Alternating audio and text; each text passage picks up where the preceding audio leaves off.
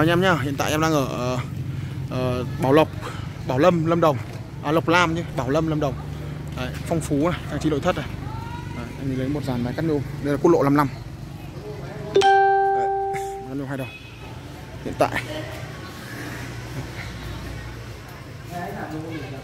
kiếm tủ nhôm kia rồi, mai chiến đấu đầy đủ hết rồi.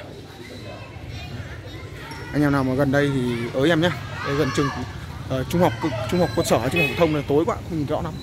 Đây, Phong Phú, Lộc Lam, Bảo Lộc, Lâm Đồng. Đó. Anh em cần alo em tư vấn nhá. Giờ bắt đầu lên đường về nhà đây.